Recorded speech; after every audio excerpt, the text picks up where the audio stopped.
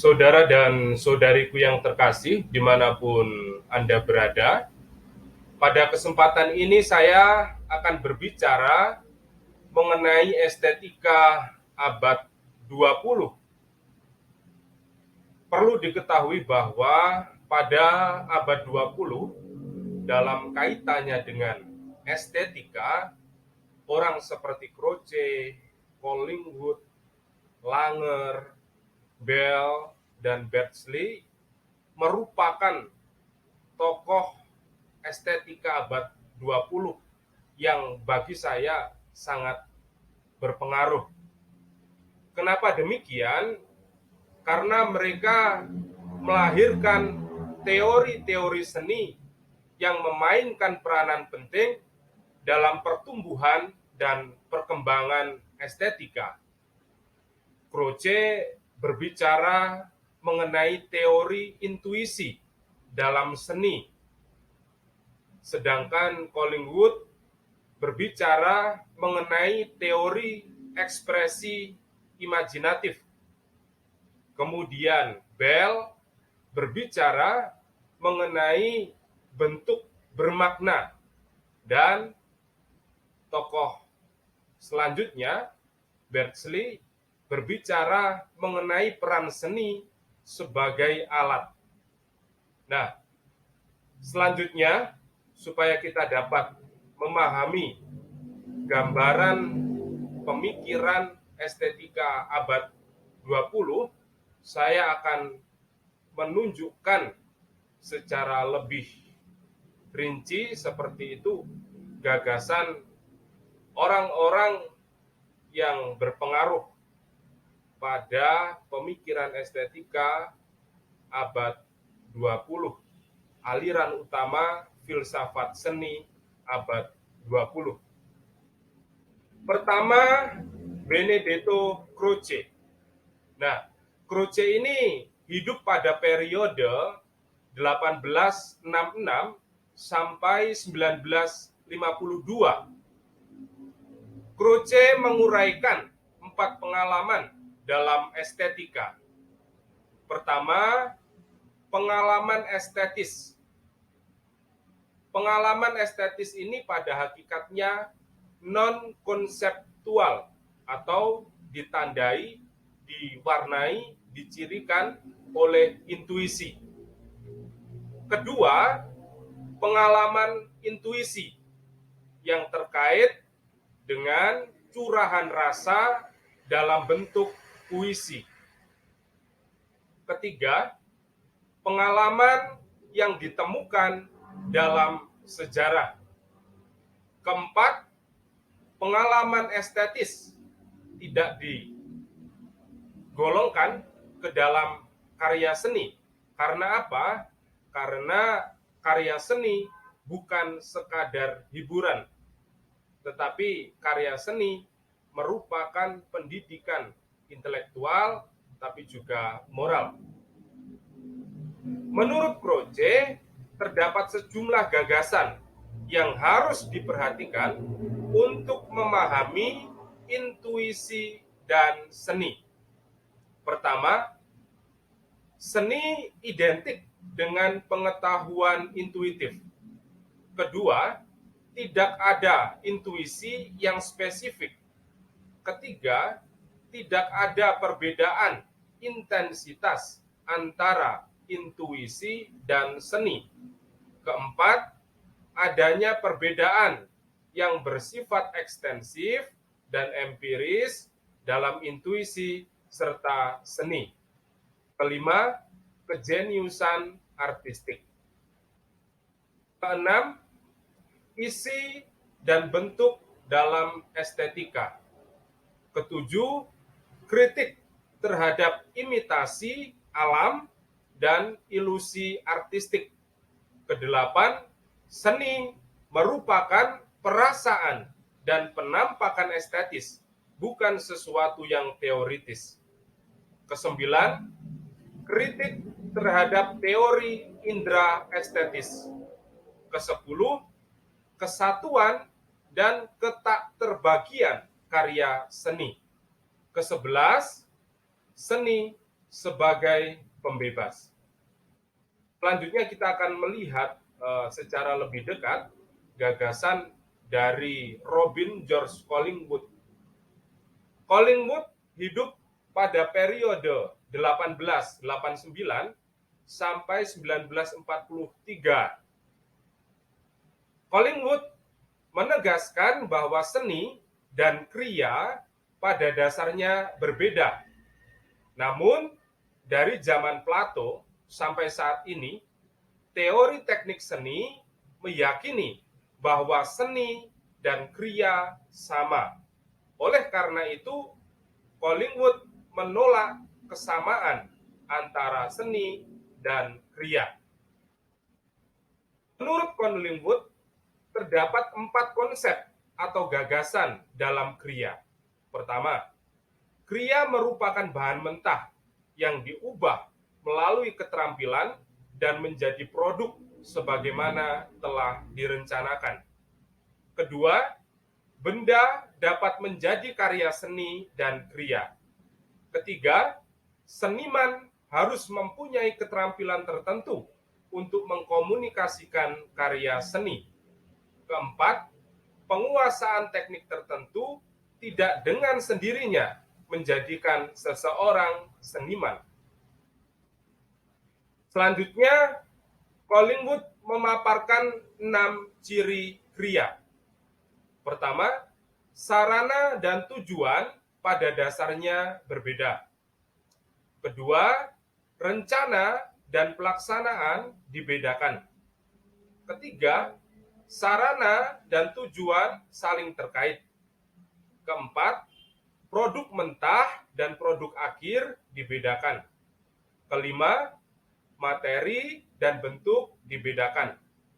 Keenam, terdapat berbagai macam jenis kriya yang saling melengkapi. Collingwood juga menunjukkan 6 macam seni yang sering kali keliru disebut sebagai seni. Pertama, hiburan. Kedua, maji. Ketiga, teka-teki. Keempat, pengajaran. Kelima, iklan atau propaganda. Keenam, nasihat atau peringatan. Tokoh selanjutnya bernama Susan Catherine Langer. Langer hidup pada periode 1895 sampai 1985. Langer menegaskan bahwa seni mengandung logika simbolis, menampilkan persoalan etis. Terkait hal ini, estetika dapat menjadi jalan menuju etika. Oleh karena itu, Langer senantiasa bertolak dari tempat para seniman bekerja untuk merumuskan konsep seni, bukan dari galeri di mana karya seni dipamerkan, karena galeri kurang mencerminkan pengalaman lahirnya karya seni. Langer menguraikan 6 gagasan mengenai puisi, musik, dan berbagai macam karya seni lainnya. Pertama, melihat isu dan persoalan estetika melalui ekspresi, emosi, tulisan, dan simbol. Kedua, memperkaya dan memperdalam pengalaman melalui karya seni.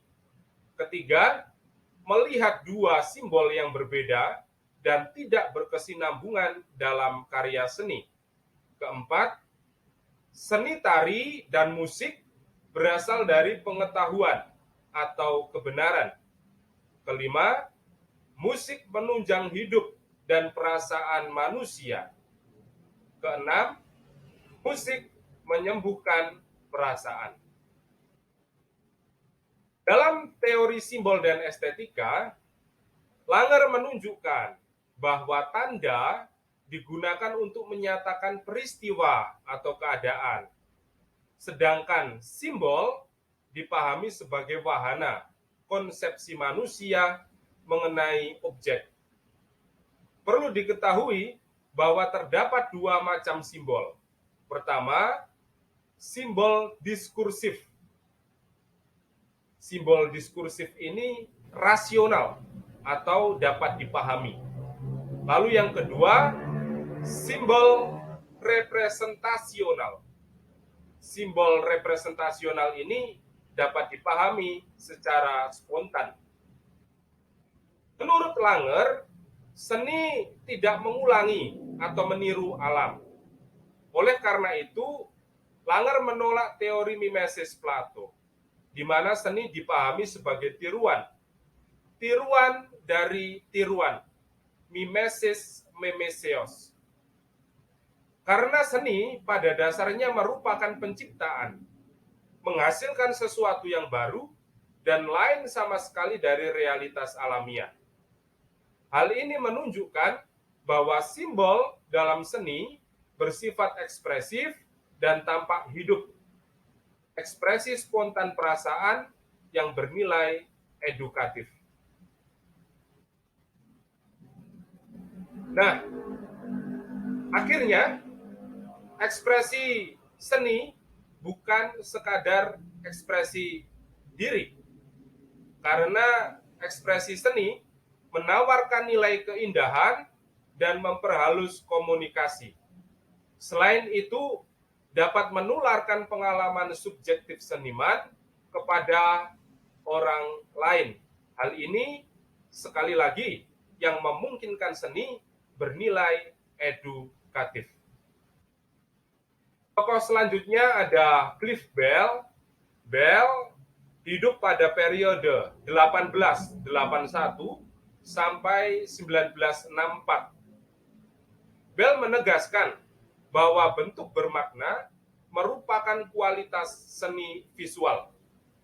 Dalam desain grafis, bentuk bermakna karya seni diciptakan oleh pembuatnya. Misalnya pembuatan layout poster mengenai suatu peristiwa tertentu. Terkait hal ini, poster mengandung sejumlah elemen, yaitu ada headline, subheadline, dan body text. Jika tata letak poster menarik, tipografinya tepat, dan informatif, maka layout poster tersebut dikategorikan sebagai bentuk bermakna. Selanjutnya ada tokoh yang bernama Monroe Beardsley. Beardsley hidup pada periode 1915 sampai 1985. Beardsley menegaskan bahwa karya seni bukan sekadar tindakan berbicara, melainkan tiruan atau representasi dari tindakan berbicara. Karena karya seni pada dasarnya merupakan objek dan penalaran mengenai nilai serta sifat suatu karya yang secara logis tidak berbeda dari penalaran lain tentang nilai. Perlu diketahui bahwa Beardsley menolak relativisme dan subjektivitas Kantian. Hal ini terjadi karena Beardsley meyakini gagasan tentang realisme estetis. Menurut Beardsley, dalam karya seni, fenomenalisme merupakan kemampuan untuk mendapatkan kepuasan estetis dari berbagai macam objek yang kompleks. Selain itu, dalam fenomenalisme, kepercayaan meningkat pada objek indah yang merupakan sumber kepuasan estetis. Sedangkan dalam instrumentalisme, pendidikan seni dilihat sebagai sesuatu yang estetis, tanpa pamrih dan seni untuk seni.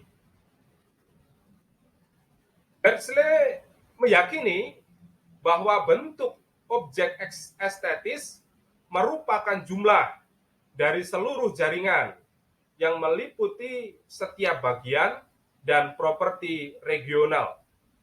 Jaringan tersebut dapat diumpamakan sebagai relasi antar unsur yang berskala besar. Dengan demikian, jika pengalaman estetis atau perhatian perseptual terhadap seluruh jaringan disatukan, intens, dan kompleks, maka suatu karya seni berhasil serta memuaskan. Saudara dan saudariku yang terkasih dimanapun Anda berada, sekian paparan saya terkait estetika abad 20. Sekian dan terima kasih.